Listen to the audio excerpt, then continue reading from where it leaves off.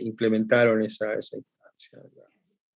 Y con 2 años de algo raro que fue la pandemia, supongo yo, 2 años y medio, en donde no sé de qué manera se implementó, tal vez continuó de forma virtual hasta que la crearon. Bueno, parece que hay algunas cuestiones que van surgiendo, parece en realidad a su juventud y van apareciendo temas, preguntas, cuestiones que van exigiendo rever, repensar. Esto es lo que a veces llamamos instituyente. Esto, instituyente es lo que pregunta a lo instituido, lo interpela, ¿no? Entonces requiere una de esas ir pensándolo. Eso por un lado, ¿no? Por otro lado, me parece que también, no sé, tengo la sensación, de que habría que ver de qué se trata esta instancia. Darle un cierto, cuáles son los márgenes de la covisión, de qué se trata la covisión, porque eso establecería qué está dentro y qué está fuera. De qué vamos a trabajar y qué cuestiones están por fuera de la posibilidad de trabajar. Y ese es un instituido.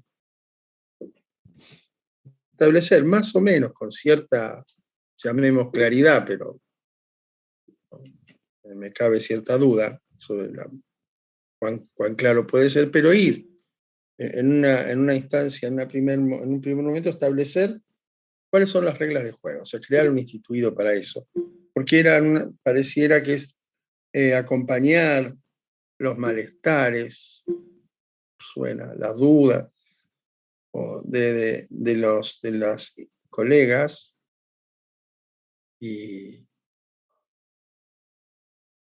pero establecer límites me parece, ¿de qué se trata esa escucha? ¿De qué se trata ese acompañamiento? ¿No?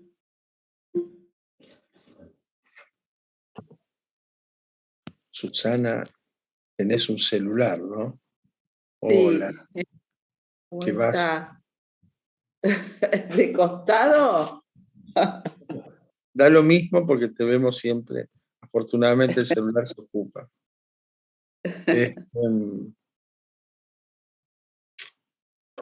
El instituido, eso es siempre, tiene mala prensa el instituido, pero el instituido es la condición de posibilidad y de establecer ciertas condiciones. Bueno, ¿qué hacer?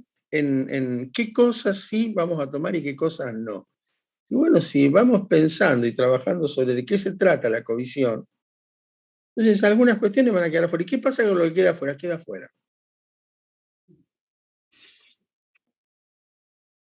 Pero esta angustia que trae, bueno, pero ¿podemos trabajar esto? Se trata de hasta dónde, qué cosa podemos trabajar y qué no. ¿No? Se me tengo que hacer cargo de qué cosa. Bueno, pero vienen con una angustia que tiene que ver con el trabajo, con su salario, con su familia, con la familia. Bueno, esperen, ¿de qué cuestiones vamos a trabajar? ¿Se trata de la resolución de determinados temas o se trata de que esta persona recupere cierta posibilidad o capacidad de escucha, de intervención, de análisis?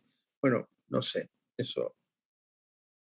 Pero una cuestión que tal vez está anterior a otras cosas, a otras cuestiones.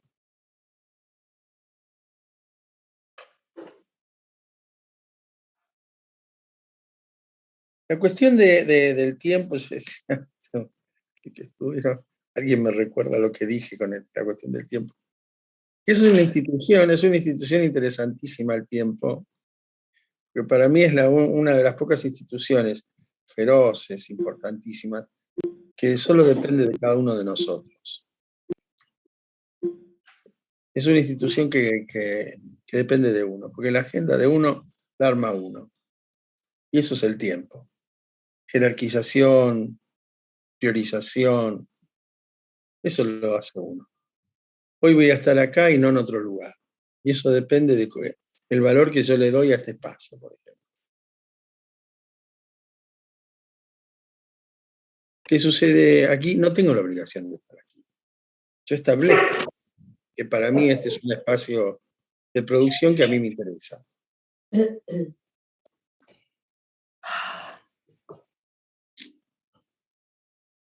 No tengo tiempo, es como que no soy yo el que se va a hacer responsable de esta institución. Es alguien que no me da tiempo, es el Estado, el trabajo, otro, la familia, cualquier otra cosa que hace de mí lo que yo soy, casi. Complejo.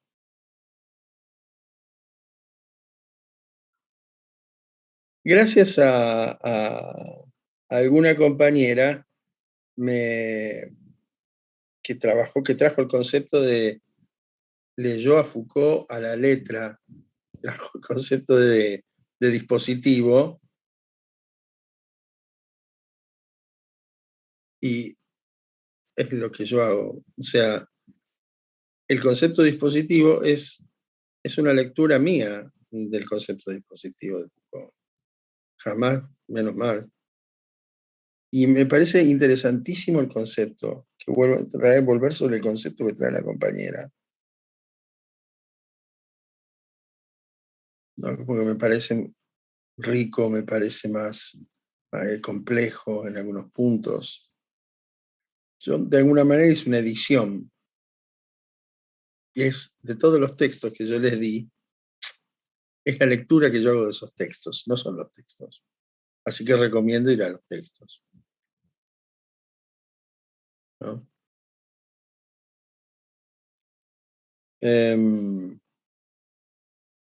Gracias, Andrea Sinkovich. Gracias a Andrea Casa Adriana. Tengo que volver sobre el texto sobre el concepto de poder de Foucault. Que, como verán, no es verdad que no tengo algunos nombres tengo. Es que Casa Lánguida es muy difícil olvidarse, la verdad. Y siempre con esa larga pared de ladrillo visto, con los libros de este lado, una mesa que yo imagino ahí larga también. Bueno, ¿es corta la mesa? Ay, yo me imaginé una mesa encantadora, larga, mucha gente, no menos de 10 personas sentadas en ella. ¿Es para 4? ¿Ni 4 entran? No.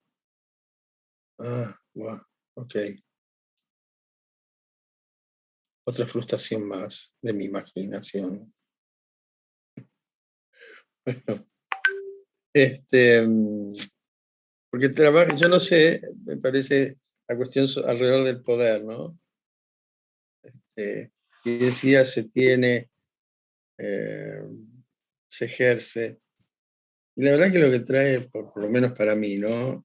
Lo que yo extraigo de ahí, de la producción de Foucault, es que como son relaciones, son ejercicios de, de poder, no es que está relacionado con lo que yo tengo, sino que un ejercicio de una cierta adjudicación de otros, ¿no? Me adjudican la posibilidad de tal cosa y yo asumo eso y ejerzo ese poder. Ahora, poder, Foucault dice que es poder, eso puedo. Me parece poder es como una cuestión asimétrica, pero que tiene, a ver si puedo, es así. No, es así. Puede ser una simetría en en la misma línea. Entonces se me adjudica un poder hacer, un, un poder en relación a cierto saber, y eso solo motoriza la posibilidad de estar juntos, por ejemplo. Estamos acá, ustedes todavía me siguen adjudicando y se siguen adjudicando cierta posibilidad a este espacio, y por eso estamos acá. Ahora, yo tengo que ejercer eso que ustedes me adjudican, si no se vacía.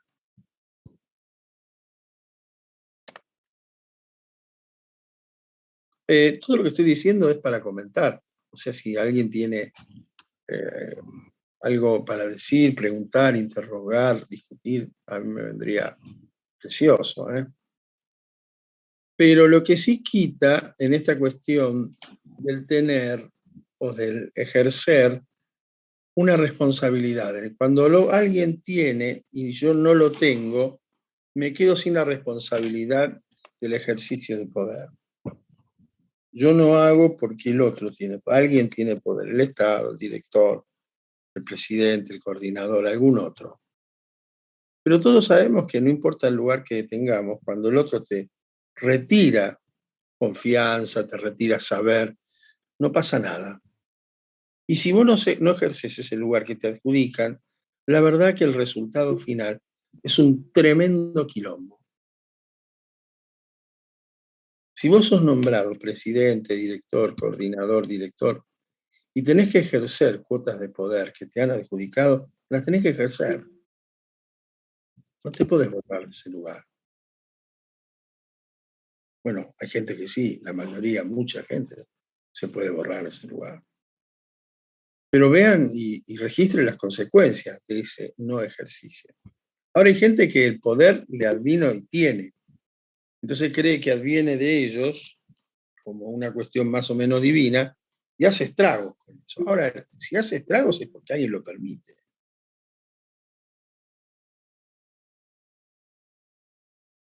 ¿Cómo es que permitiste que esto pasara? Y no tuve opción. Él tiene poder, ella tiene poder. ¿De verdad? Es fácil ver en la práctica docente como pareciera que las relaciones son asimétricas, dicen. Y el que tiene el poder es el docente. ¿De verdad? ¿De verdad? La relación es asimétrica, sí, pero no está por encima. No tiene poder para hacer con el estudiante lo que quiera, para someterlo, para burlar, para yo qué sé. En ningún lugar eso. Pero sí lo escuchamos todo el tiempo.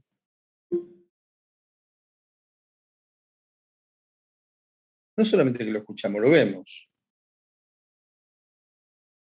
Teorizamos sobre esto, pero después en el trabajo nos olvidamos.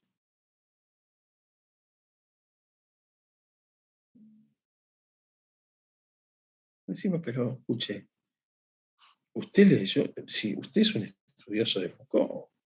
Bueno, no quiere Foucault, le gusta, ¿cómo se llama este otro francés que habla de poder? Más o menos que se opone a Bourdieu. Leyó algo de Bourdieu sobre el poder también. Algo puede hacer. Ah, no, no, la verdad que me había olvidado de este concepto. Ah, caramba. Y en esto hablo entonces también de responsabilización. Bueno, cuando hablo de este par de responsabilización, sobre responsabilización y de responsabilización, hablo de un par que ejemplifico lo que es la alienación. Alguien que se sobre responsabiliza o se desresponsabiliza, no se hace cargo de lo que corresponde. Está por encima o por debajo. No hay nadie que pueda hacer esto. La verdad que el único que lo hace bien soy yo. Ya di este ejemplo. Además, nadie lo hace. Lo tengo que terminar haciendo yo. Y el otro diciendo, ¿no? Cada vez que lo quiero hacer, ya vino el otro y lo hizo. ¿Qué voy a hacer? Además, lo hace todo el tiempo él, no me deja a mí. Ese es un par de alienación, ¿eh? Una parejita divina que funciona en todos lados y le va a la villa. Después, por supuesto, está siempre en queja y en denuncia. Y es el otro, ¿eh? Y es el otro, no soy yo.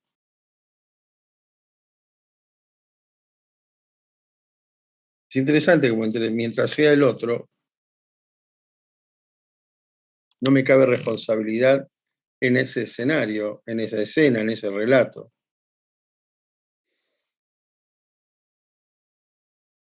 Disculpame, yo te planteé el tema de la corresponsabilidad y cómo los profesionales ponemos el cuerpo a veces nos terminamos frustrando esto de los cambios de gobierno, los cambios de que no hay una continuidad de gestión, de políticas. Entonces, ¿cómo sostener esto, no? De que vos planteas, o sea, uno asume la responsabilidad, pero bueno, ¿dónde está el punto de la asunción y no morir en el intento, no? Eso. Vamos a hacer de este encuentro, de esta sala, un lugar íntimo. Ya vamos a hablar como si nadie más nos escuchara. Y vamos a hablar en secreto, ahora. Entonces, por ejemplo, yo una vez, ya les comenté esto, creo haberles comentado. Una vez me llaman de la provincia de acá de Santa Fe para trabajar con los directores de instituciones. Sí, creo que los comenté. Entonces me dice, acá no podés hacer nada. Y te lo digo yo que hace 30 años que estoy acá. Espere, ¿cuántos gobiernos pasaron? Y a ver, 1, 2, 3, 4, 5, 4 gobiernos, 10 directores de área. Y usted siempre fue director, sí. ¿Y cómo fue todo eso? No, yo mi trabajo, yo lo hago igual. ¿Pero cómo es eso? O sea, a mí siempre nos llamaba la atención de que pareciera que no podían hacer nada desde el lugar que estaban, que eran directores de instituciones, y que estaban sujetos a algo que no estaba sujeto. Pero ellos seguían estando en los lugares. Y seguían con su producción cotidiana, ya tenían armado el lugar. Hay lugares que cada uno de nosotros tiene. Por ejemplo, yo hace 30 años, 33 años que soy docente universitario. Pasaron un montón de cuestiones. El asunto es qué hizo uno en el lugar que estuvo. Porque al final, cada lugarcito que uno va ocupando tiene una posibilidad de producción singular. Es verdad que estamos sujetos a cuestiones mayores, a reglamentaciones, a leyes, a ordenanzas, pero también hay una posibilidad en nuestro espacio producir de una manera que es singular, la que nosotros creemos más o menos que es posible.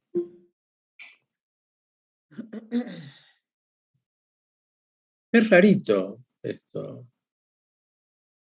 pero aquellos que están muchos años trabajando en un mismo lugar o en diferentes lugares, sabemos que hay una posibilidad de hacer cada uno en ese instituido, generar un tipo de producción diferente. Lo llamamos micropolítica. Yo lo llamo micropolítica. Deleuze o Guattari llamaría revolución estética también. Un gesto. Mientras uno no deja de interpelar, de preguntar, ¿no? De interrogar a los reglamentos, a las leyes, a las ordenanzas, a los modos de ejercicio de poder de los diferentes lugares, pero nosotros cuando decimos esto, que en nuestro lugar estamos haciendo un verdadero ejercicio de poder. Más allá de las direcciones que están, por ejemplo, el colegio de la provincia tiene tal cuestión, pero los colegios de cada uno de los lugares hacen también otras cosas. Instalaron la covisión 1, 2, 3 años antes. Y dentro de eso andás a ver si alguien, en forma particular, en forma singular, no hacía instancias de covisión o supervisión en forma, llamemos personal. Entre compañeros no hacían eso.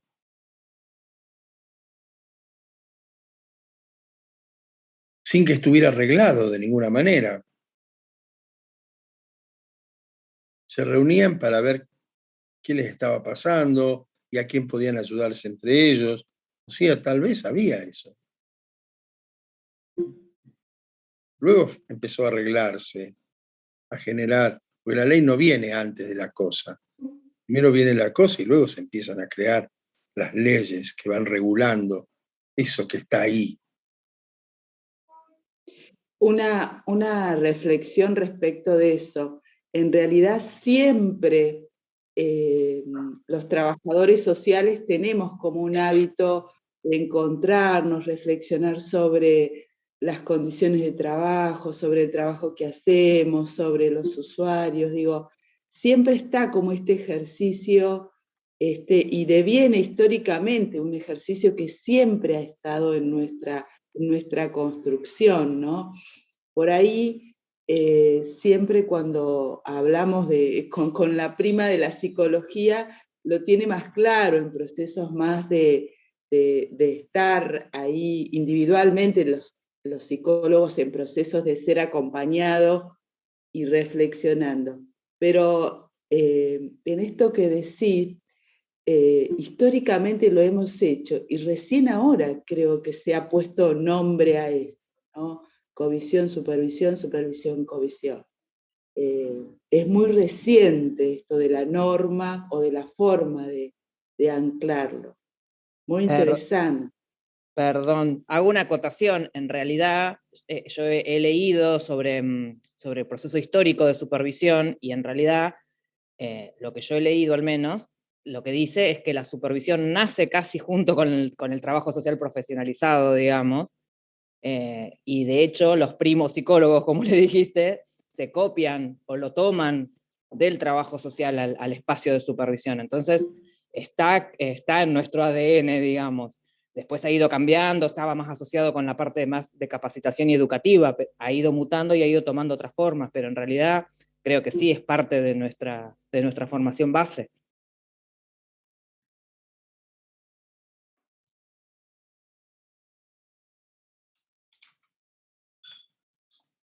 Bueno, quiere decir que más allá de todas de las gestiones, siempre ha habido espacios donde se ha ido creando condiciones singulares de producción, ¿no?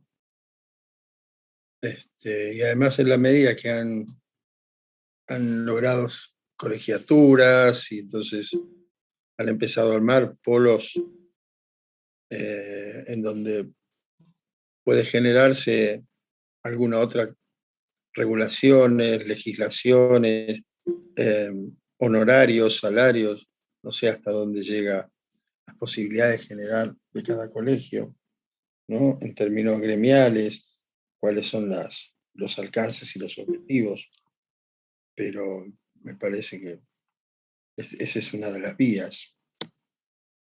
Discúlpame, yo retomando un poco el tema, la pregunta tiene que ver, la que yo hice, es con que al espacio los colegas traen el tema de la frustración, de la impotencia, de sentirse a veces cómplices. Entonces, ¿cómo sacarlo, cómo contribuir para salir, que salgan de ese lugar, ¿no? O frustración total por esto de sentirse parte de un sistema que no coincide, que lo padecen. Eso, perdón, no interrumpo más. Ah, ya. Ok. Mm.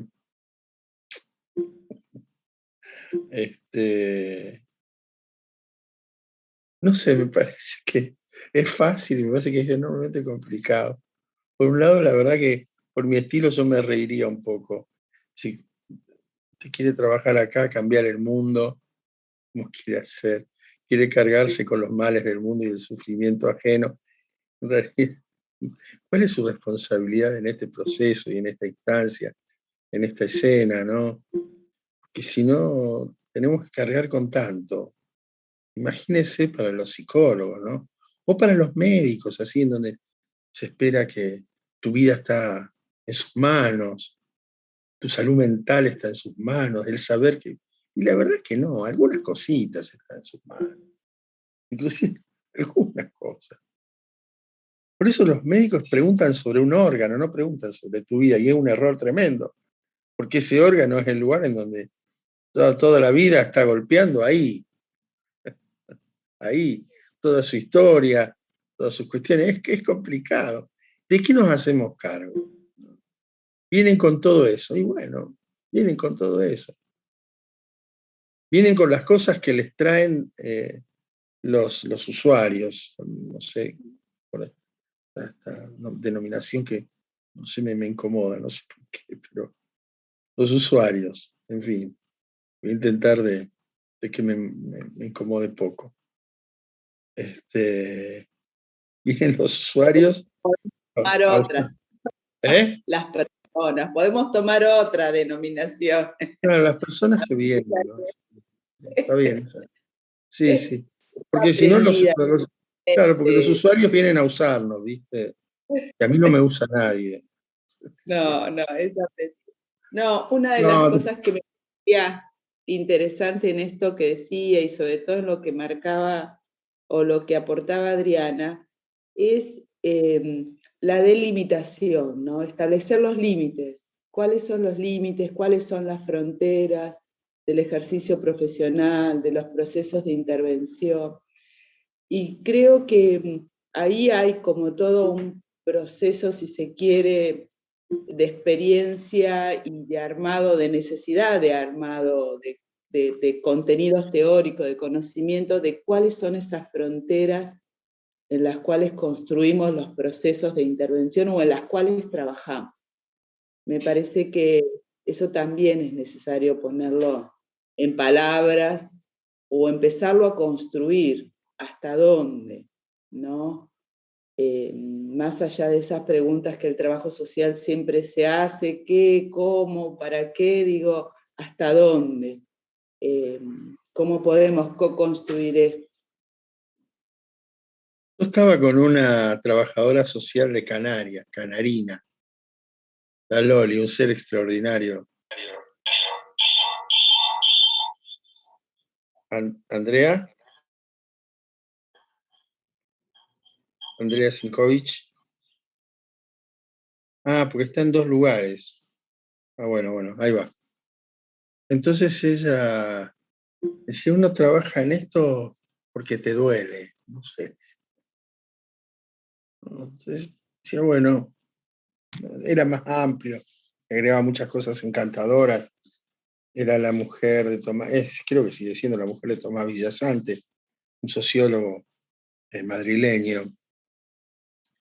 Entonces, conversando con ella era también, podemos establecer de qué se trata el trabajo de comisión. Ahora tenemos que tener luego presente que lo sostiene un sujeto. Un sujeto. ¿Y qué quiere decir esto? Y en una de esas te duelen cosas que a otros no le duelen. Y en una de esas hay cosas hay que decir que no. No. El asunto es si puedes decir que no. Pareciera que el no es no está siempre aplicado a una escena de violación y sometimiento de una mujer en manos de un hombre machista y criminal o perverso. Pero no es no. No es no al exceso de trabajo, no es no al sometimiento de uno a condiciones laborales, no es no aquello que excede, aquello que no tiene que ver con esta instancia de covisión, con aquello que más o menos ponemos como condición. ¿De qué se trata la covisión? Eso es una cuestión que tendrá que charlar más entre ustedes. Y bueno, pero vamos a dejar afuera esta escena. Y en esas escenas que quedarán afuera. No, pero yo no puedo. Bueno, sí, no puede. ¿Para qué hicimos esto?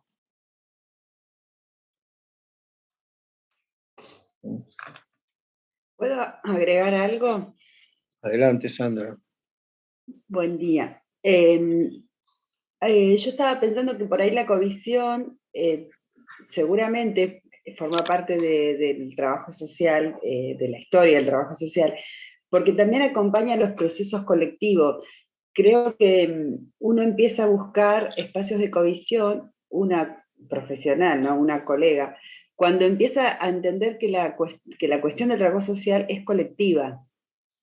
Porque mientras sea individual, mientras sea mi profesión, mi trabajo, lo que yo resuelvo sola en mi oficina, mientras no me cuestione eso, la mirada de otra, de un par, no es necesaria. Pero cuando uno empieza a entender que esto es colectivo, que una está formando parte de un colegio, de un colectivo que se cuestiona, y cuando empiezan los momentos más de búsquedas críticas, ahí es donde aparece la covisión con más fuerza.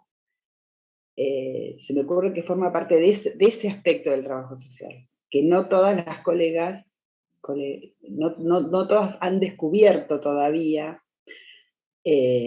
o no apuestan por ese lado.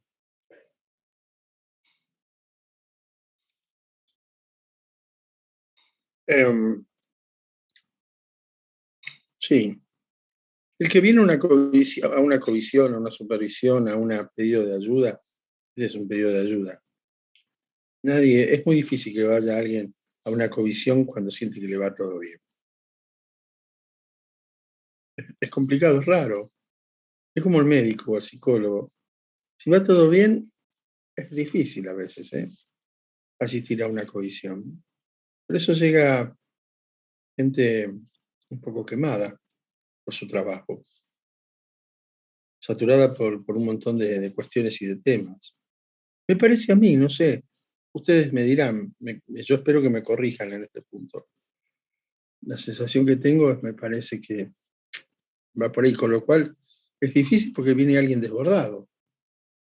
Y la covisión entonces sería aquella que encuentra un borde, que genera un borde al desborde, ¿no? Yo voy a una masajista, entonces me dice, ¿pero vos qué venís? Y a encontrar los bordes de mi cuerpo.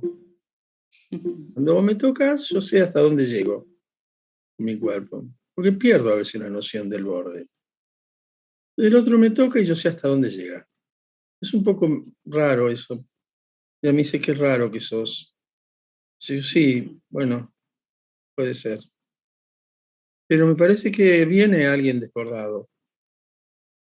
Y la covisión es un lugar que debería encontrar los bordes o ayudar a encontrar los bordes, no decir cuáles son los bordes, pero sí a que pueda encontrar sus bordes. Un ejercicio, una reflexión que hace unos días una colega hacía es que en determinados espacios laborales es difícil cuando uno inicia reconocer cómo se establece ahí el ejercicio, cómo se construye, y digamos, en ese inicio pasan cuestiones de la soledad, de la toma de decisión, ¿no? Y ella hablaba en particular de la soledad que se construye al inicio en un proceso socioocupacional, ¿no? Cualquier proceso de trabajo, ¿no? Y decía, ¿por qué no nos habituamos a acompañarnos en ese inicio que tiene cualquiera de los colegas, cualquiera de nosotros, cuando inician un trabajo, digamos? Donde también se construyen soledades en términos de saberes, en términos de cómo hacer o en términos de cómo pensar ese espacio. Y a mí se me ocurría que más allá de ser un espacio donde se busca esta cuestión de los bordes, también puede ser un espacio en los inicios, ¿no? En los inicios de cualquier trabajo, también puede ser un espacio a reflexionar, bueno, ¿cómo puedo pensar este lugar acá? ¿No? Se me cruzó a partir de esta reflexión. De todas maneras hay un soslayable. Estudió una carrera y luego se encuentra con la cosa. Hizo prácticas, pero fueron prácticas muy cuidadas por supervisores docentes. Fue cuidada porque además le consiguieron los lugares las escuelas de trabajo social, le consiguen un lugar al estudiante, los cuidan, lo supervisan, lo acompañan. Y después está la cosa. Porque después que salen de ahí, tienen que buscar trabajo. Y no tienen este cuidado. No tienen esta supervisión gratuita. No tienen este acompañamiento. Entonces algo podría ser, por un lado, debería estar en la formación, en las propias instituciones de formación. Alguna advertencia o algún trabajo sobre esto, que en general, no sé si de mi experiencia con algunos con algunas colegas y algunos colegas de trabajo social, los cuidan mucho. Son como, en psicología también, son como niños que hay que cuidar. Entonces, al año o a los pocos meses, salen a la calle. Dice, pero, ¿qué pasó? ¿Qué pasó? Hasta hace un instante ¿y ahora? Entonces me parece que algo en la formación tal vez habría que revisar. Y por otro lado, bueno, sí, una vez que están ahí, acompañar ya, que se van a encontrar con la cosa, una vez que se encuentren con la cosa, que lidien con ella, inevitable, que lidien con esas cosas, del cotidiano, del trabajo profesional. Y en la medida que va pasando ciertas cuestiones, espero que se encuentren con la posibilidad o con una instancia de acompañamiento en estos desbordes, que esto ya no importa el tiempo de profesión que tengan, porque también una compañera estaba diciendo, ¿y qué de la covisión, de la covisión de los que hacen covisión? Entonces decía, bueno, esta es una instancia de acompañar a los que hacen la covisión. Pero la pregunta, entonces, lo que suele surgir acá es qué hacemos con los de la covisión, con los usuarios, con las personas que vienen, y no qué hacemos con nosotros cuando estamos, pareciera que... Y me parece que los que hacen covisión también están desbordados. Estamos quemados un poco, ¿no? Un poquito. Sí, pero también nos reflejamos en esa persona, porque al hacer covisión, claro, ahí podemos compartir un montón de cosas que le pasan y ahí es un reflejo. Quería sumar a esto de encontrarse con la realidad del trabajo social, la precarización que tienen las colegas jóvenes que ganan muy poco, que la verdad que les están pidiendo un montón por nada, por muy poco dinero, y que además tienen que construir un rol frente a gente grande, atravesada por la cuestión de género muchas veces, donde por ser mujer la verdad que es menos escuchada a veces, o sea, concretamente una situación que estamos acompañando ahora está atravesada por cuestiones de géneros, de edades, y esto de ganar muy poco dinero, ¿no? Ese reconocimiento casi nulo por un trabajo que la verdad que a la compañera le lleva muchísimo tiempo y que eso no se está viendo. Y ahí es donde también uno se siente, por supuesto, digo, reflejada. Y ahí es donde viene lo más interesante en el encuentro ese, creo.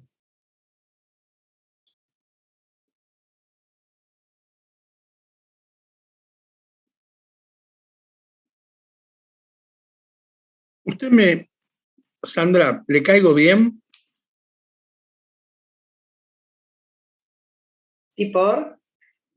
Ay, le agradezco. Bueno, porque creo que lo que voy a decir es un poco antipático. Entonces, quería saber a quién se lo iba a dedicar. Porque Buenísimo. estaba pensando si lo digo o no lo digo. Si sirve para pensar, dale. Bueno, ahí voy. Con cariño, ¿no? Sandra, por favor. A mí me parece que también tiene que ver, la precarización la estamos sufriendo todas las profesiones, todos los trabajos. Nuestro sueldo, como docente universitario, se ha precarizado, caído de una manera fenomenal. Estamos de paro, acá estamos de paro, por esa razón. Sin hablar, claro, que los compañeros que surgen ahora, que entran ahora, los más jóvenes, están más que peor, ¿no es cierto? Porque los sueldos iniciales para ingreso a la docencia son irrisorios y las exigencias son increíbles. Entonces pensaba también cómo es la cuestión de la formación, las terminalidades. Si tenemos una planificación de qué se trata, por ejemplo, un licenciado en trabajo social. ¿Para qué lugares puede trabajar? Si no estamos formando, esto lo digo pensando también, esto tiene que escucharse a la luz de un tipo que se recibió de psicólogo. Que hoy estábamos hablando con unos amigos ayer a la noche y decía que un psicólogo solo puede pensarse en términos de su loco. Entonces, bueno, ¿qué hace un psicólogo hablando en un lugar de trabajo social, ¿no? Trabajando esto. ¿Ustedes están locas, por ejemplo? Bueno, alguna que otra ya le hice el diagnóstico y va bien. Pero la mayoría no, parece normal. Parecen neuróticos, parece como yo, un neurótico de calle. Bueno, yo parezco un poco más loco. Pero son neuróticos de calle. O sea, ¿por qué no trabajamos con la patología? Ni siquiera patologizamos la normalidad. Podemos pensar, por ejemplo, psicólogos en políticas públicas. O sea, podemos pensar ciudad. Podemos pensar qué lugares son necesarios para que la gente no se vuelva loca. ¿Qué debe tener una ciudad para que la gente no enloquezca? Para que no sufra, para que no tenga posibilidades de elegir otras cosas. ¿Por qué eso queda en manos de urbanistas? Yo les comenté que yo trabajé en planificación estratégica y que cuando me lleva el urbanista, el arquitecto urbanista, a la sala donde están 50 arquitectos, estaban todos en las pantallas planificando la ciudad. Che, no hay ningún politólogo acá, no hay ningún trabajador social, un sociólogo, un psicólogo, no. Te llamamos a vos. Me causó una gracia bárbara. Entonces ellos me llaman después a dar una charla en arquitectura. Y yo había armado un texto que para mí ese lugar era Arquitectonia, ¿viste? Como la ciudad platónica. Una ciudad platónica armada por arquitectos. Entonces yo en relación a eso pensé una ciudad pensada solo por psicólogos. Entonces la gente se rió bastante. Yo dije, pero es tan loco como que haya arquitectos pensando solo arquitectos pensando en una ciudad. Entonces, ¿cómo es que no hay trabajadores sociales en otros lugares para evitar ciertas condiciones de fragilidad, de pauperización, de expulsión, ¿no? ¿Cómo? Y siempre es asociado el trabajador, la trabajadora social, a lugares en donde está la pobreza, la marginalidad, la locura, todo lo feo, lo malo, lo sucio, lo expulsado. ¿Cómo no hay profesionales que fueran preparados para efectivamente pensar otro tipo de cuestiones previas, ¿no? Que evitan las patologías sociales, que llamemos exclusión, pobreza y tantas otras cuestiones? Esto tómese como una declaración romántica de principios y solo eso, ¿me entienden? Yo les agradecería que sean benévolos conmigo en este punto. Pero también pensaba que son efectos de formación. Es interesante porque Freud tiene un artículo de él dice que espera que el psicoanálisis, tomado como terapia, quede en un rincón olvidado y que el psicoanálisis sea tomado para pensar la cultura, el arte, la historia, la sociología. Pero fracasamos.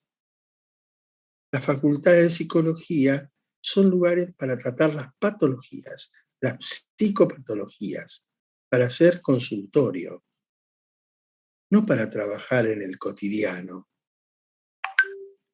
Lo que no quiere decir que estoy en contra de eso, ¿no? Porque pareciera que si yo planteo esto, está todo mal y en realidad se trata de otra cosa. No. ¿Dónde está esta otra mirada, este otro lugar, esta otra operación?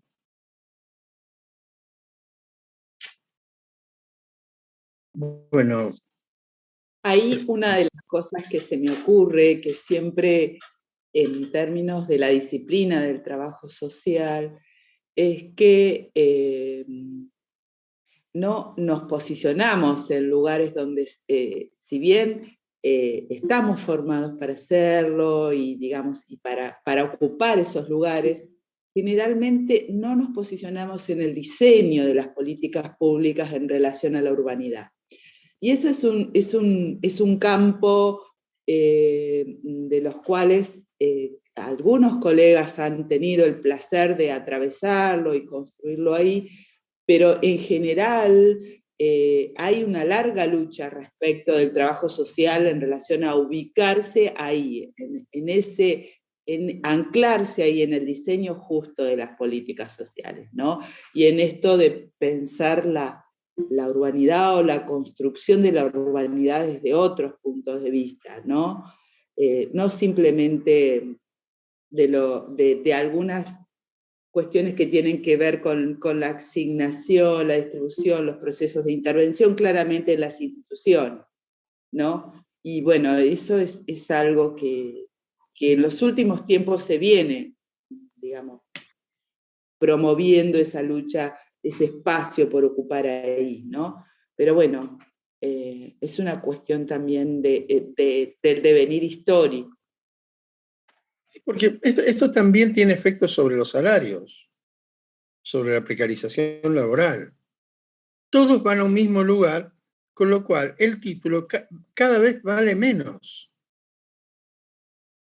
Porque van todos a un mismo sitio llamemos territorio, ¿no? En términos territoriales. Ese territorio de trabajo, territorio ideológico, territorio teórico, práctico. Van a un mismo territorio. Mi convocatoria en este caso es también a pensar otros tipos de territorio donde es posible y donde es casi para mí, necesario un pensamiento de estas características.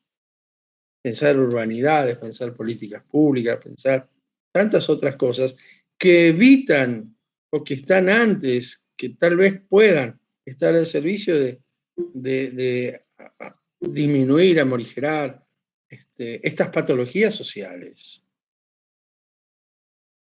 Eso es. Pero mientras siga así, nuestros compañeros y compañeras más jóvenes va a haber una pelea muy fuerte con los mayores, y porque están esperando que nos muramos para ocupar nuestros lugares. ¿Qué sé? ¿No? Yo ahora me estoy por jubilar. Tengo una cantidad de gente esperando que me jubile que no lo puedo creer.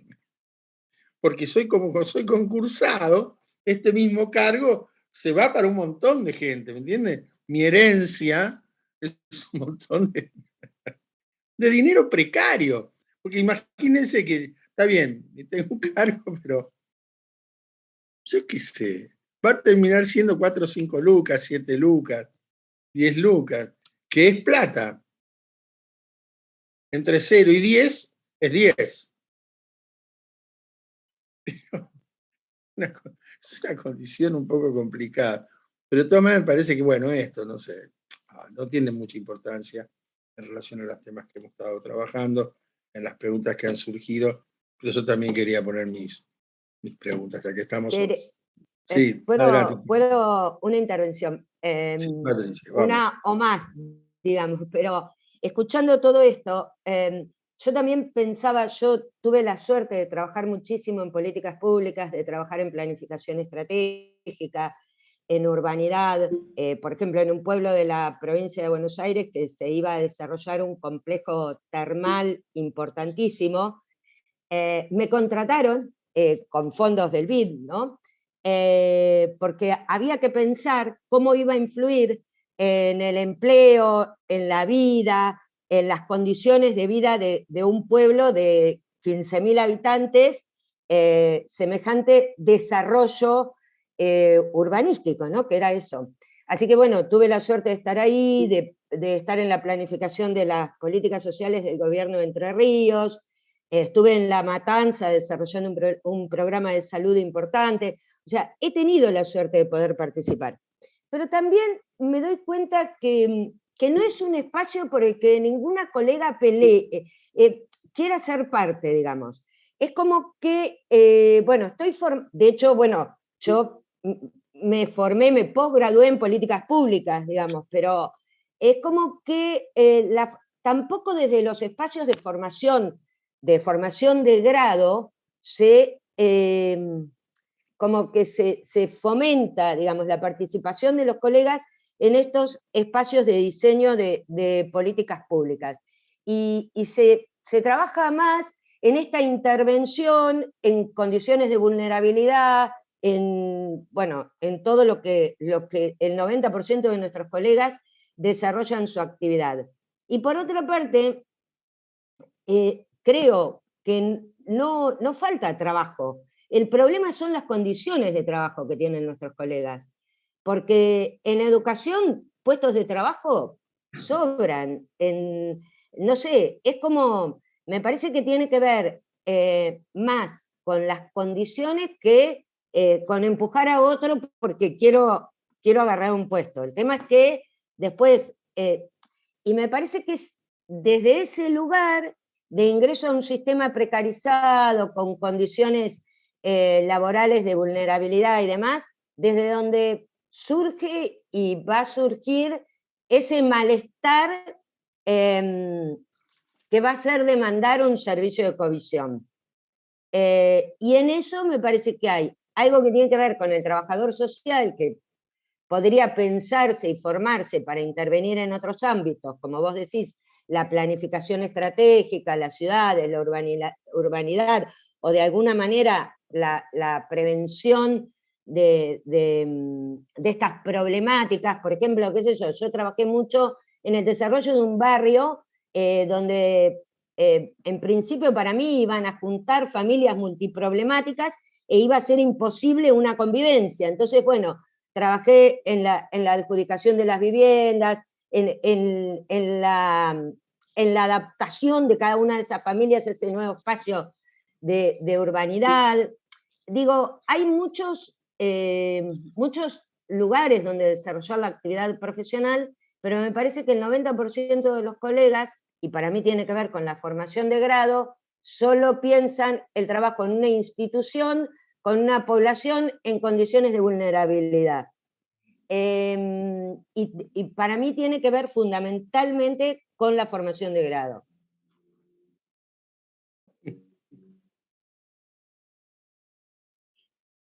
Bueno, porque también nuestro objeto de estudio es la cuestión social, ¿no? Y también porque yo también he trabajado en proyectos de urbanización, pero en vivienda social. En Río Negro hubo un proyecto muy interesante que se llamó Un Techo para mi Hermano, y ahí yo trabajé como operadora, digamos, de territorios, pero en duplas con arquitectos o arquitectas. Sí. Pero bueno, era con poblaciones vulnerables, porque son la gente que necesita la vivienda, y porque ahí es donde uno pone el cuerpo por una cuestión de ideológica, creo yo. Probablemente ahí nos lleva el destino porque elegimos esto. Pero es cierto lo que decís, hay otras instancias de creación de políticas sociales. Yo no he tenido la oportunidad de hacerlo. Creo que mi elección ha sido estar en esos lugares. Y también se puede ver como un gran potencial, porque sabemos que las y los trabajadores sociales somos los testigos directos de estas cuestiones, las cuestiones sociales, y eso también es un poder.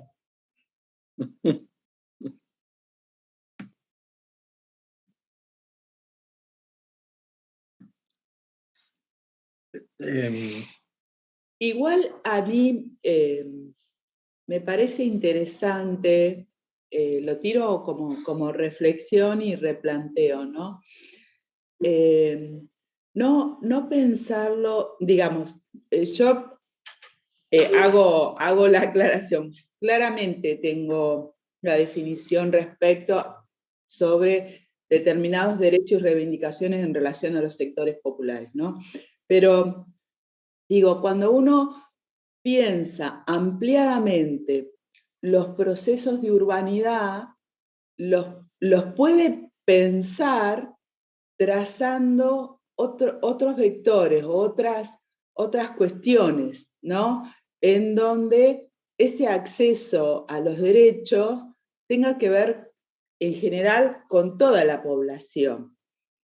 Digo, claramente la población de los sectores vulnerables en un espacio que sea de acceso a la urbanidad, a la iluminación, a los servicios, al agua, ¿no? Sin disputarlos porque son de los sectores populares. No sé si se entiende la idea, pero en una idea amplia de la territorialidad. Se me está ocurriendo ahora. No, lo pido para reflexionar digamos, colectivamente, para que lo pensemos, si esto es posible, si no, si en este del diseño, ¿qué pasaría si un trabajador social estaría justamente ahí en el diseño de los procesos de urbanidad? ¿Qué sucedería? ¿Cuál sería la visión? ¿Cómo se construye ese espacio? Nada, está bien, pero me parece excelente lo que vos planteás, pero me parece que hacen falta dos condiciones. Primero, algo que ya dije, que tiene que ver con la formación de grado, donde esto aparezca como una posibilidad de intervención, por un lado. Y por otro lado, tiene que haber una decisión política y un apoyo político de darle lugar al trabajador social en el diseño de las políticas públicas. Mirá, yo me acuerdo, disculpame, una intervención cortita, pero que tiene que ver con esto.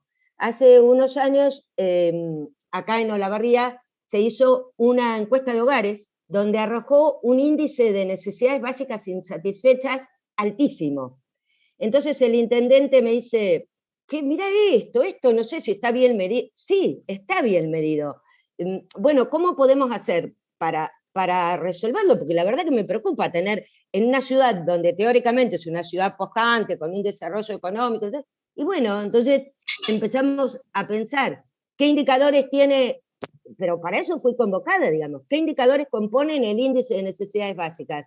Bueno, uno es un elemento sanitario. Está bien, hay que, en este barrio vamos a empezar a conectar a la red cloacal y a la red de agua tantas viviendas. Otro, el hacinamiento. ¿Por qué están los pibes en la calle? ¿Por qué no entran adentro de la casa? Bueno, en este barrio vamos a construir un dormitorio para resolver el tema de hacinamiento. Digo, seguro que tenemos la formación para hacerlo. El tema es tener el espacio, por un lado, ¿no? Y me parece que, no sé, ahí se conjuga la formación, el espacio y el pensarnos nosotros en otros ámbitos, que no es lo habitual, me parece, ¿no? Bueno, me gustó hacer un poco de ruido, pensar que ampliar un poco nuestros campos y nuestros temas. Y entonces, porque si no, pareciera que estamos... Pero nuestro tema es la covisión y todo esto, que me parece... Sabrina una vez quería que... hablar. ¿Quién? Sabrina. Sabrina. Sí, no, en realidad era Adriana, básicamente yo acá. ¿A dónde está? ¡Ah, ahí está! Hola, Sabrina. Hola. Entré un poco tarde, perdón. Estabas en una puntita. Estaba ahí escondida. No, básicamente era un poco la reflexión que hizo Patricia al final, ¿no? Esto de decisiones políticas que me parece que es la clave, más allá de la posición que nosotros debemos también asumir, ¿no? De defender esos espacios como diciendo, sí, nosotras podemos estar ahí. Me parece que corre mucho por las decisiones políticas de querer resolver esas situaciones también, ¿no? Me parece que tiene que ver un poco con eso. De todas maneras, me parece que como todo es política, también de nuestra decisión es política, de dónde estar, dónde ejercer nuestra profesión, nuestra praxis, ¿no? Es una decisión política, ideológica, teórica, ética, ¿no? Después están otras políticas que nos atraviesan también, por supuesto. Dice, bueno, que políticas que están en determinados momentos circunstancialmente en determinado lugar. Es una decisión, pero no se elige. No siempre se puede elegir. Digo, no sé si es una decisión, porque no siempre se puede elegir. A veces te toca un lugar, o tenés, no sé si te toca, tenés un lugar de trabajo de que no podés salir. No es decisión tuya permanecer bajo condiciones que no te hacen bien. No sé si es una decisión. Muchas veces tu encuadre de trabajo te hace funcionar de una manera que te genera un malestar. Yo no creo que sea una decisión, porque tampoco tengo, a ver, como empleada de un lugar y como condición de asalariada que necesito ese sueldo, no siempre tengo la posibilidad de elegir en qué lugar me pongo. Lo que voy a decir también va a ser incómodo. Yo creo que siempre se puede elegir. Ahora, cuando hablamos de elección, hay que ver qué digo yo y qué decís vos, Patricia, con la elección. De que hay espacios mínimos que tenemos la libertad de elegir. No estamos hablando de, bueno, si digo esto, rompo con todo, me quedo sin trabajo, me quedo sin guita, no puedo elegir. Esa es una decisión.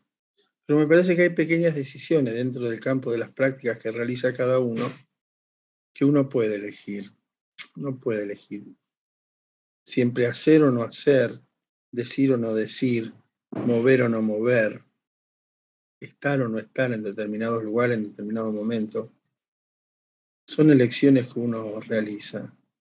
Ahora, si seguimos pensando de que hay que cambiar el viento como la taba, el que no cambia todo, no cambia nada, estamos complicados. El asunto es ver qué es lo que hoy podemos mover, qué elecciones podemos hacer. Esto implica, sí, bajar el pie del acelerador, bajar un cambio, detenernos y ver en qué lugar estamos, con quién estamos, qué estamos haciendo, cuál es nuestro lugar ahí. O sea, preguntarnos, no una pregunta sobre el otro, sino preguntas sobre mí. Dice, bueno, pero yo, no, sí, la pregunta es sobre uno. Si uno dice que el otro es inmodificable, suponete, o qué puede hacer uno con el otro, entonces tiene que pensar sobre aquello que uno puede modificar, que es uno mismo. Pero no es un comentario zen, ni yo de mi maestro de yoga. No. Es una cuestión que tiene que ver con qué puedo hacer, ¿verdad? Puedo elegir. Hay pequeñas cosas que puedo elegir. Disculpa, no, yo quería agregar ahí, perdón que te interrumpa, que por ahí nuestra profesión, nuestra ideología, muchas veces nos aleja de los centros de poder, porque en los centros de poder político vemos muchas cosas que nos hacen ruido y que no nos bancamos. En los gobiernos de pueblos donde yo vivo, por ejemplo, no sería tan difícil formar parte pero no estamos, por lo menos a mí me pasa, no estaría dispuesta a bancarme ciertas cuestiones que el poder implica, ¿no? La centralidad del poder político. Entonces uno se aleja y queda más en los márgenes. Me parece que tiene que ver con la tolerancia a estas cuestiones. Bueno, es una decisión. Claro, O sea, es una estás decisión. hablando de que es una decisión tuya y es una elección tuya. Vos te detenés, evaluás y decís, no, esto no me aguanto. O sea, y elegís no. Elegís vos no hacerlo, o sea que estés eligiendo. Uno podría decir, bueno, a mí me interesa que realmente hay otras cuestiones y bueno, y estoy dispuesto a conceder esto en esta negociación porque me parece que el objetivo mayor es este, bla, bla, bla, bla, y entonces tal. Y haces otro tipo de elección. Pero cada uno tiene, me parece, ahí está. Lo que vos planteás es interesante, es vos elegís y decidís desde vos, ¿no? Que eso no. Que no estás dispuesta ni a sostener ni a soportar ciertas cuestiones que están ligadas a la proximidad de la centralidad del poder, lo que vos comentás. Que también va por un lado difícil pensar, entonces es que el poder circula solo ahí, ¿no? Y en las elecciones que vos tomás, pareciera que estás lejos de la centralidad del poder. Yo digo, bueno, no. Los lugares que vos elegís tienen también ciertas posibilidades de ejercerse el poder. Es que lo veníamos si vamos a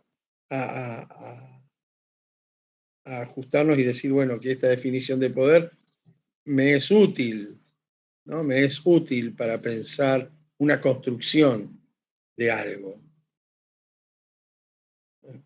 de relaciones de poder. Perdón, yo lo que me gustaría agregar como reflexión o como acotar a lo que ya se viene hablando es en relación a esto de que nos decimos o nos reconocemos como trabajadoras, trabajadores asalariados, hablamos de la precariedad laboral. Digo, le reclamamos a veces al colegio cosas que está bien, yo estoy participando de este espacio, obviamente que creo que el colegio tiene mucho que aportar, pero también creo que, por ejemplo, estar sindicalizado y hay partes que hay que reclamarle a los sindicatos, y no sé si todos tenemos esa conciencia de trabajador asalariado sindicalizado y de salir a la calle y salir a luchar con otros trabajadores que también están precarizados. Y me parece que esos también son centros de poder que tenemos que empezar a tomar y en los que tenemos que empezar a reclamar y a tomar posición y a tomar lugares. Porque a mí me pasa acá en Mar del Plata, por lo pronto, el sindicato no nos quiere mucho a los profesionales en general, a las trabajadoras sociales por ahí somos las que menos profesionales, entre comillas, nos reconocemos y somos las que más vamos al sindicato a hinchar y demás. Otras profesionales por ahí se relacionan más con el colegio desde una posibilidad de trabajo más autónomo quizás, y tienen como otras posibilidades, pero me parece que para que el sindicato nos empiece a querer, digamos, también tenemos que reconocernos como laburantes. Realmente no solo decirlo, sino empezar a laburar desde ahí. Sí, de acuerdo. Voy a poner esto, ¿cómo lograr o generar una pregunta de carácter develador? En términos de covisión, pero yo lo extendería y no podría poner en nuestro ejercicio profesional, pero la covisión. Yo creo que cualquier pregunta puede ser develadora. El asunto es para quién, o sea, si tiene que develar algo para mí que estoy escuchando o develar algo para aquel que viene buscando una compañía o una escucha, ¿no? Que sea develadora para mí, que estoy escuchando, insisto, o que sea develadora para aquel que está ahí, que viene. Porque cualquier pregunta es develadora. Hola, ¿qué tal? ¿Cómo estás? Si usted quiere una pregunta más complicada, más fácil que esa, le pido que me la anote. Porque si usted toma las pausas necesarias y se toma el tiempo para hacerlo, hola, ¿qué tal? ¿Cómo estás? ¿No? ¿De trabajo o en mi vida personal? Ah, usted tiene separado el trabajo de su vida personal. ¿Cómo hace? ¿Cómo hace? Bueno, ahí ya tenemos todo un tema, ¿no? Entonces, una pregunta develadora es cuando el otro, yo no sé lo que he trabajado francamente durante estas 4 reuniones. Cuando yo leo lo que ustedes me devuelven, veo lo que ustedes recortaron, escucharon de lo que yo dije, y es así, es entre lo que yo dije y ustedes escucharon, devolviéndome en los textos, hay un entre que para mí, y podría decir, mire lo que escucharon de lo que yo dije, ¿no? Y en realidad siempre pasa ese entre. Entonces, ¿qué les impactó? ¿Qué les quedó? ¿Qué les llamó la atención? ¿Qué de mi estilo? ¿Qué de las preguntas? ¿Qué de los conceptos? Fueron para cada una. Yo supongamos, era un solo texto, era un solo objeto, pero este objeto produjo diferentes efectos en cada uno de ustedes. Y así que eso es lo que sabemos. Un objeto produce efectos en cada uno de los que lee y escucha. Dije lo mismo, todos supuestamente deberían haber escuchado lo mismo, si yo dije una sola cosa. Pero a cada uno le llega de manera diferente, y eso tiene que ver con la condición singular de cada uno, del que habla y del que escucha. Entonces, ¿cuántas lecturas hay posibles de un mismo texto? Tantas como oyentes haya. ¿Cuál es la pregunta de veladora? Aquel que uno dice, ay, muchas gracias, estimada. Y si uno se pregunta, ¿por qué? ¿Qué pasó? Tenía una paciente, ¿no? Que viene, desde años viene 6 meses y 2 años no viene. Y de pronto un día vino. Y yo la miré y dije, bueno, Gaby, ya está. Y me miró. Y dije, sí, Gaby, ya está. Y quedó embarazada.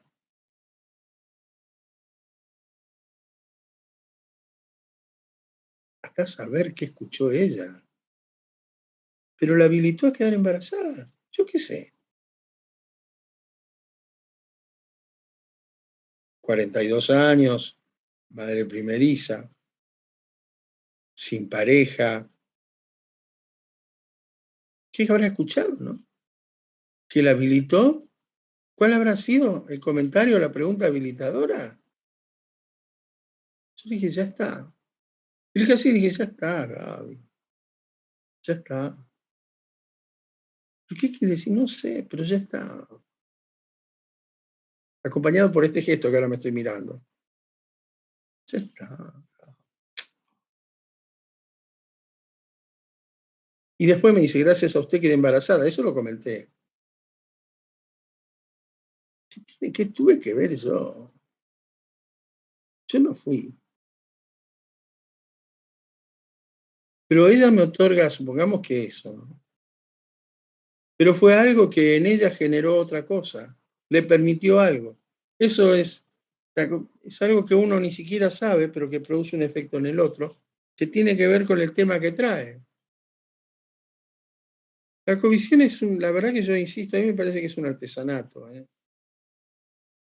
Es un acompañamiento, no hay ciencia en esto, igual que pretender que la medicina es ciencia, es un artesanato.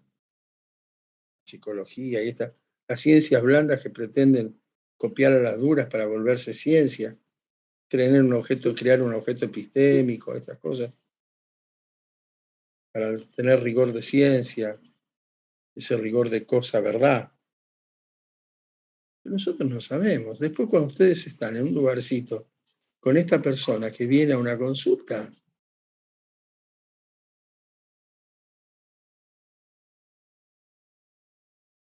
¿cuál es la pregunta? El asunto es que ustedes no se angustien con el otro. Si el otro viene angustiado, diferenciar el otro de ustedes. No sirve 2 personas angustiadas. Bueno, pero ¿cómo me pide usted que yo no me angustie si lo que me trae es un nivel de angustia? Sí, sí, sí. A eso viene, a alguien que no se angustie, a alguien que no tenga el nivel de angustia de ella, de él. Viene a un otro que no es ella, que no es él. Alguien desde un otro lugar que pueda escucharlo no inundado, no desbordado por esa escena. Pero que no le diga, bueno, ya va a pasar. No. Ya vas a ver. No. Espera, los melones se acomodan, deja que pase el tiempo. No. Bueno, vas a ver que la vida es así. No. Déjame un segundito cucharear un poquito en relación al porqué de la pregunta, que siguiendo el relato de la pregunta del otro, uno pregunta y repregunta, y cómo llega el momento, qué sé yo, de decirle mágico, si querés, donde el otro ahí lo trae, qué sé yo, cualquier experiencia de cualquiera de nosotros en una intervención con violencia, ¿no? Del circuito de la violencia y demás, repetida,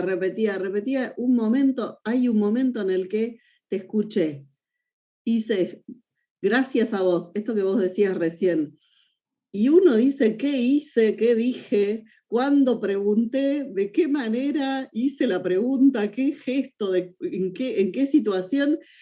Y digo, bueno, nada, vos venís de otra área y dije, le pregunto a él. No, sí, claro. Está bien. No, es que es correcto. A mí me gusta. Eso no. Pero me parece que tiene hay ahí una tensión muy similar. Uno podría preguntar, bueno, ¿qué esperás de este lugar? Esa puede ser una pregunta. ¿Qué esperás de este encuentro? ¿No?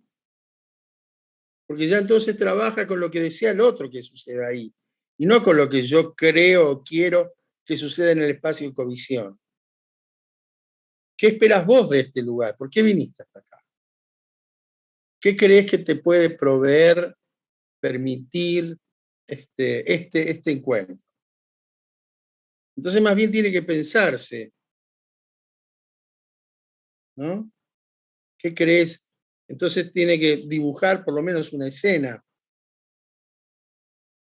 ¿Y cuál es el lugar de ella en esa escena? ¿Y qué es lo que no puede, o algo así, en esa escena que quisiera que vaya a saber qué cosa? Pero es la pregunta al otro, es lo mismo. Yo, en cada trabajo, yo tengo que preguntar, ¿qué se espera de esta contratación? ¿Qué quisieras que suceda ahí? ¿No? No es el punto de llegada, es el punto de partida. Después trabajamos sobre un montón de cosas, es el punto de partida.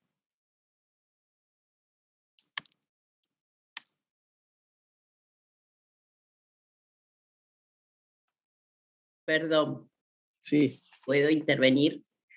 sí, adelante, En Carolina. relación a lo que vos traes, se me ocurre una experiencia reciente de una covisión que está ahí en curso, va en curso, no sabemos en qué va a derivar, trato de ser breve. En realidad, recibimos a un conjunto de trabajadores y trabajadoras sociales de municipios que vienen de diferentes áreas. La demanda en principio no surge o parece surgir más de la coordinación que de los propios de los trabajadores y trabajadoras sociales. Y en el primer encuentro que hicimos, que tratamos de ver cuál era la demanda más allá de la coordinación, se nos apareció, planteamos esta pregunta que decís vos, ¿qué esperan del espacio? Y fue un tanto,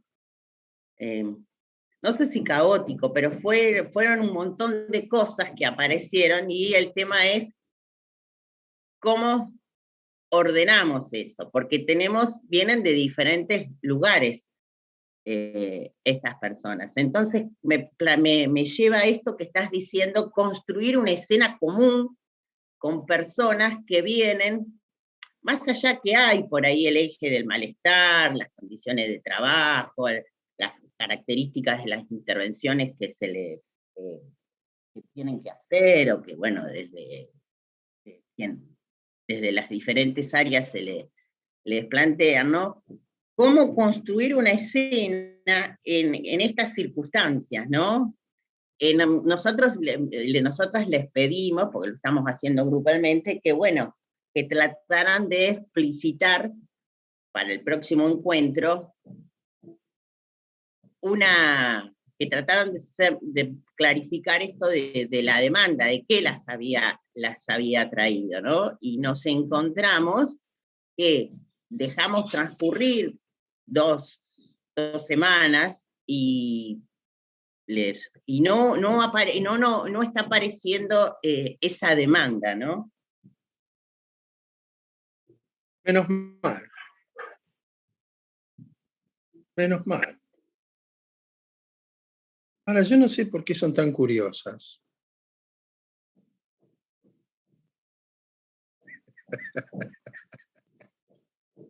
discúlpenme, pero un poco de... Estoy Sí, muy yo no- serio. No, ¿qué quiero decir con esto? Que yo hice un cuadrito sobre oferta, sobre pedido y demanda, que a mí me parece fundamental en el trabajo, cuando comienza un trabajo. Y el pedido es lo que alguien puede articular. Y es el punto de partida de un trabajo. Bueno, ok, es esto, ¿no? Después, en la medida que va avanzando el trabajo, va apareciendo la demanda. La demanda está en el pedido, pero de manera velada, pero no velada en realidad, ¿cómo se dice? Eh, a propósito, digamos. No es que está la gente oculta, quiere ocultar la demanda. No, es que no sabe de ella. Lo que sabe es del pedido. La demanda está jugada en el pedido, pero de una manera, llamemos disfrazada, ¿no? Está ahí. Entonces, mi amigo Pablo Saidón dice que hay dos maneras de fracasar frente a esto. Uno, quedar pegado al pedido, y otra es quedar pegado a la demanda. Entonces, sería así. Usted queda pegado al pedido y dice, mire, vine por esto y voy a trabajar todo el tiempo con esto. Entonces las compañeras dirán, bueno, pero esto yo ya lo sabía, no sé, yo esperaba. Por ejemplo, yo vengo por un callo plantal, me dice, bueno, vamos a trabajar el callo plantal. Y todo el tiempo trabajamos el callo plantal. Bueno, pero el callo plantal en realidad no me deja caminar. Y estas cuestiones además hacen que yo me sienta mal y cada vez que estoy escuchando a alguien me duele el callo plantal. No puedo escuchar. Y no puedo moverme. Y otra es que yo esté pegado a la demanda. Eso quiere decir que yo rápidamente escucho lo del callo plantal y digo, claro, esto está ligado al complejo de Edipo. Usted tiene un problema con la castración. El tipo tiene que decir, no, escúcheme. Yo vine por el callo plantal, no me joda. Por eso sí son los dos modos increíbles del fracaso. Entonces, me parece que el trabajo, un trabajo, digamos, usted me dice de qué se trata un trabajo institucional, supongamos, ¿no? Es del pedido a la demanda. En este camino que va del pedido a la demanda, lo que estaba oculto y velado en el pedido, pero que logró, por efecto de este trabajo en el tiempo, develarse. Y lo que queda es lo que efectivamente estaba jugado en el pedido. Ahora, por alguna razón está oculto, es porque hay algo de insoportable en la demanda. Hay algo difícil en la demanda que no puede ser articulada, que no puede ser dicha, por eso no se dice. Entonces eso hay que trabajar. Entonces es difícil preguntar por la demanda. Uno puede profundizar sobre el pedido, decir, bueno, a ver, cuénteme un poco más, cuénteme. O uno puede decir, bueno, ¿de qué se trató esto? ¿Cómo empezó esto? Hacer una línea de tiempo, ver qué dicen otros respecto de ese mismo relato, ampliar el campo de análisis. Esto quiere decir, ¿qué dicen otros sobre esto? ¿No? ¿Cómo fueron afectados otros lugares en relación a este mismo tema?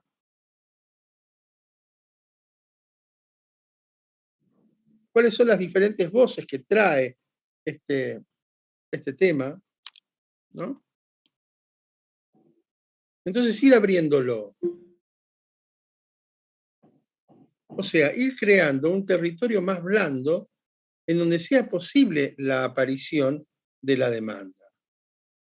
Porque la demanda es monstruosa, si no, no la podrían decir, se podría hablar, pero requiere de un tiempo. Es un tiempo, yo diría, medio respetuoso, ¿no? Respetuoso de lo que han podido hacer los compañeros y las compañeras, han podido decir esto. Entonces no puedo decir de que no se trata de eso. Bueno, dígame la demanda, ¿no? Entonces quedan paralizados porque no saben, no pueden decir de qué se trata. No tienen idea. Pero sí podemos acompañarlo, en este caso, en términos de covisión, para mí, sería efectivamente interrogar al pedido. pero no sobre la demanda, sobre el pedido. ¿Cuándo surgió? ¿Qué pasó? ¿Cuáles eran los antecedentes? ¿Qué otros dicen? ¿Qué dice cada uno de esto? ¿No? ¿Cuáles son las diferentes miradas alrededor de este mismo objeto, de este mismo relato, de esta construcción narrativa? ¿Cuáles son? Si hay otros relatos, ¿cuáles son?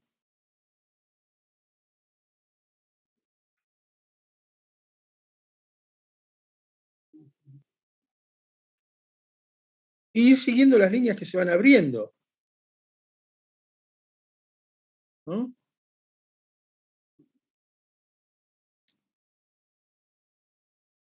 Pero siempre requiere de cuidado, un poco de cuidado.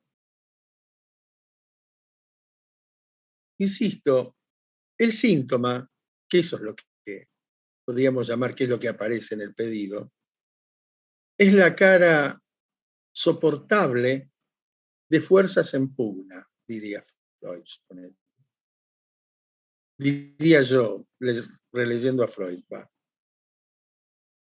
Hay energías y fuerzas que están ahí luchando, y lo que aparece para tratar de satisfacer a cada una de ellas, que parece ser que son un poco pesadas, es el síntoma.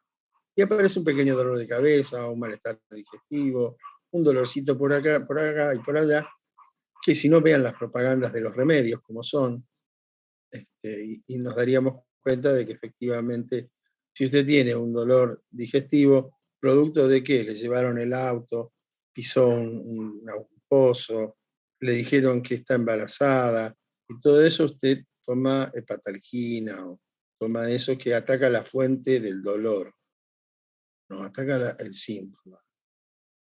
Y trata de obviar de todas maneras, por todos los caminos posibles, la causa. Que sin embargo en la propaganda lo dice cuál es la causa. El embarazo de ella, que él se da cuenta, se entera en un banco de la plaza, yendo en bicicleta, morfándose unos pozos, viendo un partido de fútbol, yo qué sé, y ahí pasan cosas. Pero te dan algo para abordar el síntoma, no la causa. Para la causa hace falta más tiempo y trabajo, y amorosidad, respeto y todas estas cuestiones. Y preguntas.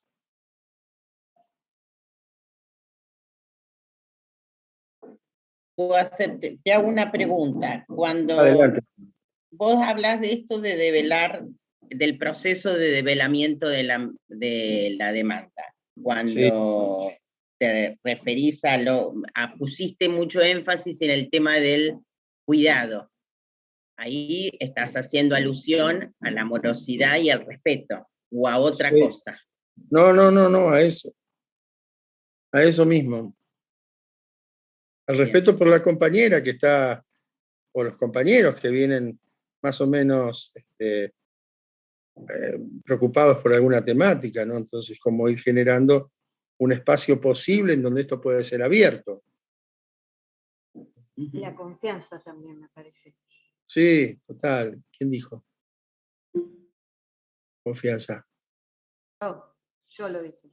Sí, confianza. Tan difícil de ganar y tan fácil de perder. Eso me lo enseñó un obrero de una fábrica. ¿Usted lo que quiere decir con esto? Es como la confianza, ¿no? Lo que cuesta ganar la confianza y lo fácil que es perderla con una traición. Sí, algo así.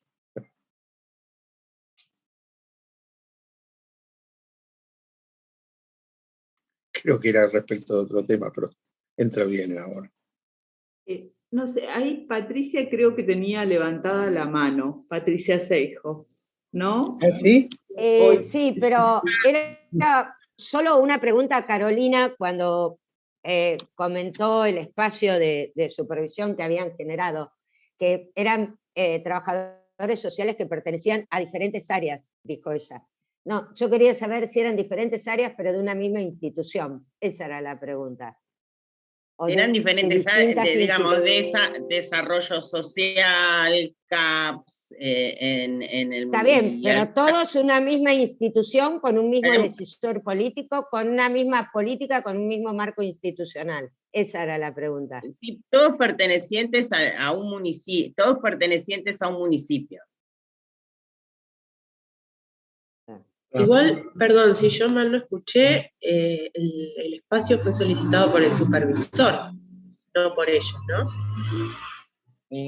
Así nos llega el pedido, llega a través de una coordinación de todas las áreas de ese municipio de trabajo social que se crea a partir de la pandemia.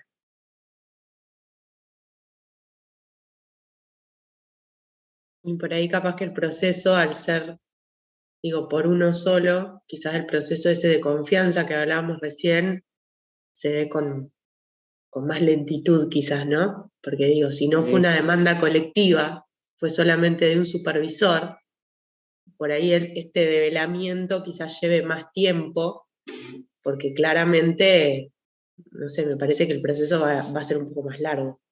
Sí, de todas formas nosotras corrimos a la coordinación, a la coordinadora, la corrimos digamos, de la covisión.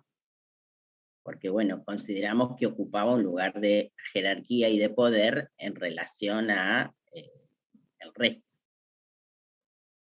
Yo imaginé eso, pero digo, también entre ellos, ¿no? Esta confianza, lo que hablábamos recién, cuando dijeron la palabra confianza, se me vino ahí el supervisor a la cabeza de pensar esto, ¿no? Que ellos también tienen que empezar a creer en ese espacio a través de la confianza.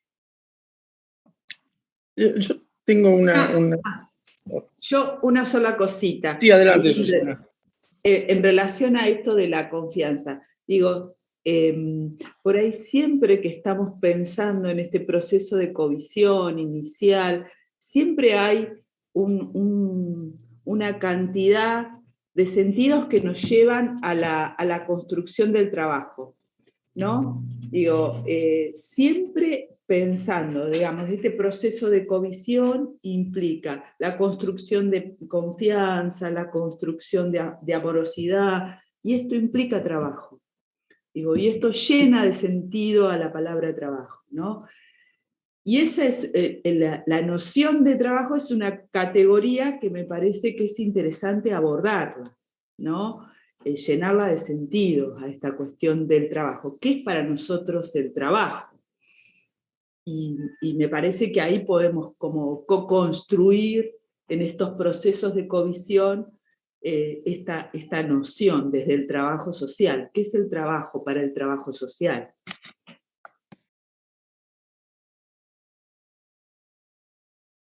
Cecilia Karina Benítez dijo algo en el chat. No, yo decía, porque lo hablamos en algún momento, esto de pensar la totalidad del espacio para covisionar, ¿no? Si tienen que estar todos, si tienen que estar los que quieren, si tiene que estar la referencia de autoridad. Por eso decía que era como debatible o discutible al interior del equipo, que eso es aleatorio. Unas líneas me quedé atrás para una hipótesis loca que en general la aprendí del Goyo Kaminsky. Creo que de él, la verdad que ahora, pero se lo vamos a otorgar a él, se lo voy a otorgar a él. Y porque yo quería mucho. Y decía, cuando alguien pide alguna cuestión, algún análisis, alguna cuestión, lo que está en juego es el poder. Alguien está por perder el poder o no lo tiene. No sé si es así, pero hasta ahora, para pensar algunas cosas me ha servido. Está en discusión el poder, algo en relación al lugar. No sé. Me parece interesante tenerlo por ahí dando vuelta como una anotación al margen en la hora de... pero yo, de todas maneras, cuando hay un pedido, yo pienso que hay que tomarlo, salvo que se dé muy de culo con cuestiones éticas personales y morales incluso, yo pienso que hay que tomarlo, ¿no? El Goyo trabajó en la policía en la bonaerense, ¿no? Y dijo, pero Goyo, estás trabajando en un nido, pero ¿y si hay algo para hacer? Bueno, interesante, ¿no? Porque uno está que no hay nada para hacer en estos lugares, ya sabés acá. ¿Y si hay algo para hacer? Y era suficiente para él y también para mí. De todas maneras, esto siempre son decisiones personales. Lo que hay que tener presente es nuestra ética y nuestra moral, nuestras implicaciones a la hora de la escucha en la covisión. Eso ya lo dije varias veces, me parece fundamental.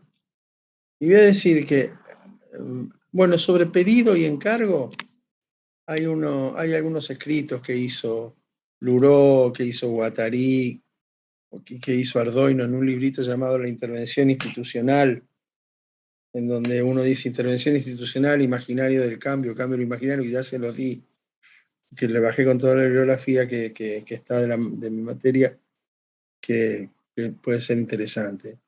Y en el concepto de implicaciones está en varios lugares, pero uno lo trabaja Luró, recordemos que es sociólogo, que es filósofo también, y más bien es materialista, es un dialéctico, y es muy hegeliano, y trabaja siempre bajo esa premisa teórico-ideológica, los conceptos, ¿no? Y el Perdón, concepto, ¿podés repetir el nombre del libro? el último, Este de Luró, cuando hablaste el de de pedido Luró, de encargo. el análisis institucional. Ah, El segundo es el análisis institucional. El primero es la intervención institucional. gracias.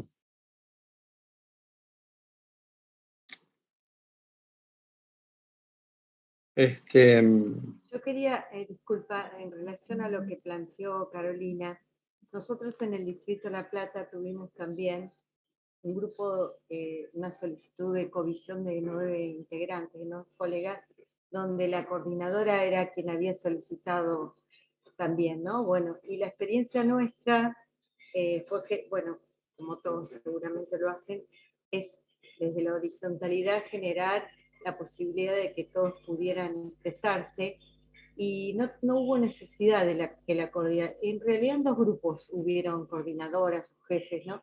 Y no hubo necesidad de apartarla porque el juego estaba dado para que, bueno, todos pudieran expresarse desde una línea de respeto y ella se bancó las críticas y después en su explicitó que le habían ayudado mucho, ¿no?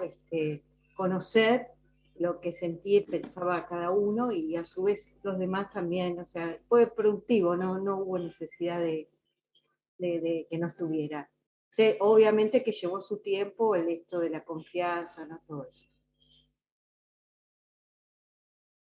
Yo le voy a decir una cosa, mi querida Adriana. Yo a las críticas les hago al cruce. Para mí en las críticas es una instancia de denuncia. Abriendo y cerrando la puerta a mi pareja, queriendo ser silenciosa. Sí, Yo cuando alguien quiere ser silencioso y hace todos los ruidos, pero ella es realmente silenciosa. Yo creo que me lo hace a propósito. Lo tengo que charlar con ella. Yo estoy por entrar en una crisis de pareja. Bueno, no importa, me desconcentra, y después se lo achaco y ella me dice, son problemas tuyos, porque me escucha cuando hablo. Si bien la crítica... Dejá de hacerme cargo, gordito, me dice, uy, tiene razón. En la crítica me parece que siempre es una instancia de de Sí, denuncia. El otro es. claro, pero hubo espacios para que se planteara, y entonces hubo un ida y vuelta, ¿no? Donde cada uno se hizo cargo de lo que le correspondía. Patricia. Patricia, te vas. Bueno. De visita a mi madre. Bueno, ok. Esta es la última reunión. Yo espero que no sea la última vez que nos encontremos. Estoy reclamando vivamente a través de este único medio la necesidad de un asado. Explico por qué. Es una propuesta que yo pongo en todas las instituciones donde trabajo. Es una respuesta serratiana, ya lo dije, una organización, una institución que no hace fiestas, es una institución triste y destinada al fracaso. Y digo por qué, porque en las fiestas el noble y el villano corren y se dan la mano sin importarle la facha. Es la única instancia donde aquel elemento fundamental, que es el alcohol, produce un efecto sobre el superyo. Porque el superyo es la única instancia psíquica soluble en alcohol. Quiere decir que aquello que la instancia crítica más moralista puede disolverse por un ratito y más allá de las ascripciones singulares, personales,